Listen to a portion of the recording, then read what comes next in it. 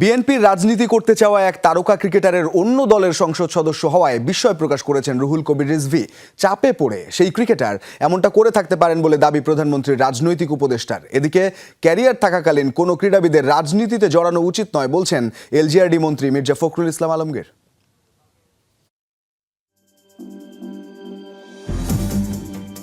খেলোয়াড়দের ক্যারিয়ারে প্রায় ব্যবহার হয় একটি লাইন, মুদ্রার এপিঠ আর ওপিঠ।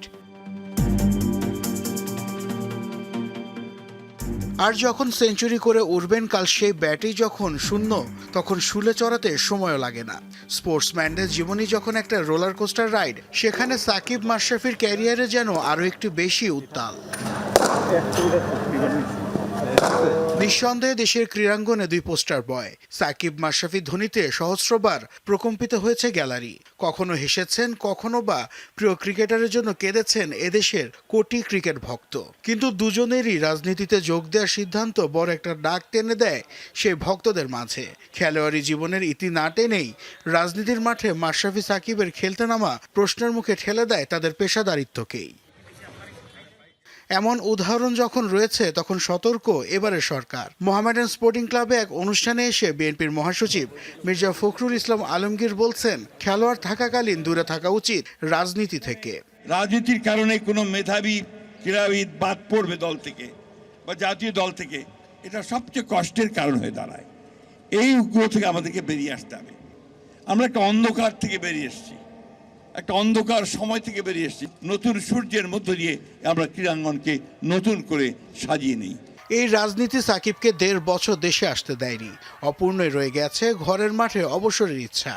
আর ক্যাপ্টেন ফ্যান্টাস্টিক মাশরাফি তো লোকচক্ষুর আড়ালে সেই 5 আগস্টের পর থেকেই। দেশের সবচেয়ে জনপ্রিয় দুই মুখের এমন পরিণতি মেনে নিতে পারেননি অনেক ভক্তই।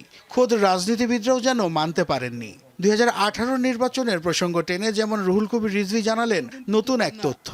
একজন প্রখ্যাত ক্রিকেটার আমাদের এই দেশের, সে আমাকে টেলিফোন করেছিল এবং আমার সাথে আমাদের একজন মহিলা নেত্রী নিপুণ রায় চৌধুরী ছিল। সে বলল যে ভাই, আমি নির্বাচন করতে চাই বিএনপি থেকে। কিন্তু পরে দেখলাম সে আরেকটি রাজনৈতিক দল থেকে সে নির্বাচন করে এমপি হয়েছে। তারপর মনে হয়েছে তার উপর চাপ প্রয়োগ করা হয়েছে। এটা দিনের আলোর মতো পরিষ্কার। খেলাধুলায় রাজনীতি কখনো ভালো ফল বয়ে আনে না। বর্তমান সরকার দায়িত্বে আসার পর থেকেই প্রধানমন্ত্রী থেকে মন্ত্রী সবাই একটা বিষয় একমত, রাজনীতি থেকে দূরে রাখতেই হবে ক্রীড়াঙ্গনকে। এখন দেখার বিষয় সেই কথার কতটা প্রতিফলন ঘটে বিসিবি বাফুফে থেকে অন্য সব ফেডারেশনে। নাসিফ শুভ, যমুনা স্পোর্টস, ঢাকা।